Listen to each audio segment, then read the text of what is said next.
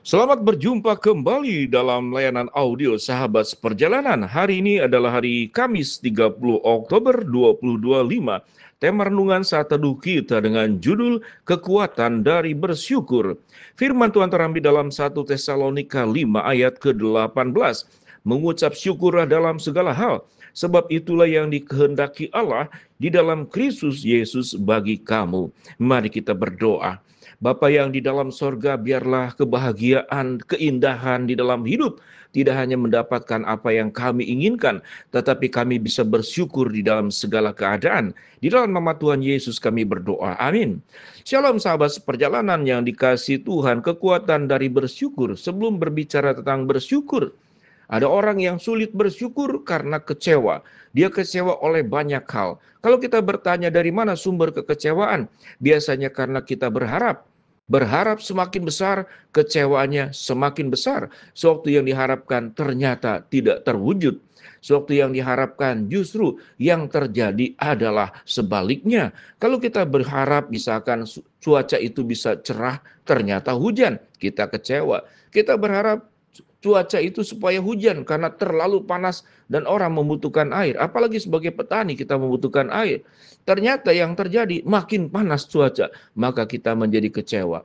Artinya kecewa itu karena sebuah harapan yang tidak terjadi. Sangat kecewa itu terjadi karena harapan yang diinginkan justru keadaannya adalah berbalik yang sebaliknya 180 derajat. Maka kita kecewa. Kalau kita boleh katakan bagaimana bersyukur? Bersyukur itu artinya mampu menerima semua keadaan. Baik itu suka duka, lebih kurang, kaya, miskin, sehat maupun sakit. Segala keadaan yang ada yang terjadi. Kita meyakini itu di dalam izin Tuhan. Kita meyakini segala perkara yang terjadi ada kehendak Allah di baliknya.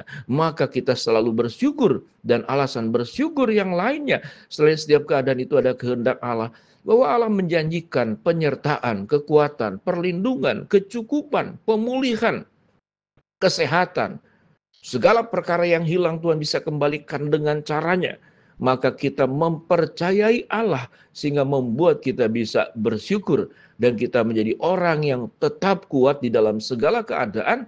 Sehingga kita tidak bersungut-sungut, kita tidak mengomel, kita tidak menyalahkan keadaan, kita tidak menyalahkan orang lain, kita tidak menyalahkan masa lalu, kita tidak menyalahkan satu, dua, depan, belakang, kiri, kanan, atas, bawah. Sehingga kita menjadi orang yang hidupnya terus berkeluh kesah seperti bangsa Israel yang terus bersungut-sungut dan mengeluh. Sahabat seperjalanan yang dikasihi Tuhan, pemahaman iman tentang kehidupan menghadapi banyak perkara yang tidak sesuai dengan harapan kita, tidak boleh sesuai hanya dengan keinginan kita, tidak boleh hanya sesuai dengan pikiran dan perasaan kita, tetapi harus sesuai dengan kehendak Allah. Kita meyakini kalau Kristus dipanggil oleh Allah, untuk diutus oleh Allah, datang ke dalam dunia, bukan untuk menikmati penghormatan, tetapi dipanggil akhirnya dan ujungnya adalah mati di atas kayu salib, mengalami penghinaan, melewati jalan penderitaan. Kristus tetap bersyukur karena dia sedang menjalankan satu misi besar untuk keselamatan umat manusia. Kalau kita bisa meyakini bahwa hidup yang terpenting adalah bukan hanya berbicara lancar, sehat, lalu sukses, berhasil, tetapi hidup yang paling utama di dalam segala keadaan, hidup kita tetap di dalam kebenaran firman Allah. Kita tidak menyimpang ke kiri dan ke kanan, dan kita bisa merespon segala sesuatu dengan cara-cara Allah dan bukan dengan cara-cara setiap kita masing-masing. Sahabat seperjalanan yang dikasihi Tuhan, kita berikan saja beberapa contoh kasus ekstrim. Saya mendengar dari seseorang yang bercerita, ada orang yang baru saja kemudian dia lulus dari kuliah, dia diwisuda, lalu pulang dari wisuda dia naik motor dengan temannya, lalu kemudian tertabrak dan meninggal. Bagaimana respon orang tua atau ibunya yang sudah berjuang membesarkannya, menabung, berjerih lelah, menyisihkan uang, bahkan mungkin untuk kuliah pun dia meminjam uang. Artinya sampai anak itu lulus masih ada hutang-hutang yang harus dibayar. Lalu kemudian anak tersebut meninggal karena kecelakaan, kita akan dengan mudah menyalahkan Tuhan, kita akan dengan mudah menyalahkan keadaan, kita akan dengan mudah menyalahkan siapapun. Sulit untuk bisa bersyukur kalau kita tidak meyakini bahwa setiap peristiwa dalam hidup ini ada di dalam izin Allah. Setiap peristiwa di dalam hidup ini ada kehendak Allah yang terjadi. Sewaktu kita tidak memaksakan kehendak kita dan belajar menerima kehendak Allah, sekalipun peristiwa pahit itu terjadi di dalam hidup kita, maka kita akan menjadi orang yang mudah bersyukur. Orang yang mudah bersyukur buat kelancaran, orang yang mudah bersyukur untuk kesehatan, orang yang mudah bersyukur karena menerima berkat yang berlebih, itu tentu adalah perkara yang harus dilakukan. Tetapi tatkala apa yang terjadi adalah sebaliknya, apakah kita bisa tetap bersyukur? Perkara yang tidak mudah. Seberapa lama kita menjadi anak Tuhan, seberapa sering kita mendengar firman Tuhan, bersaat teduh dan berdoa.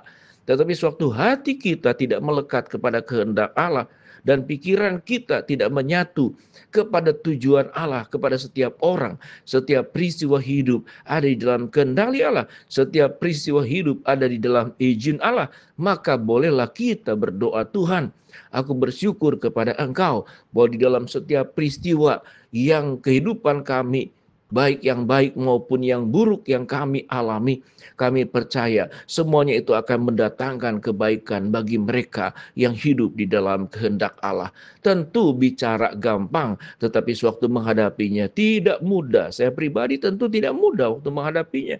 Tetapi memang Alkitab, firman Tuhan mengajarkan demikian.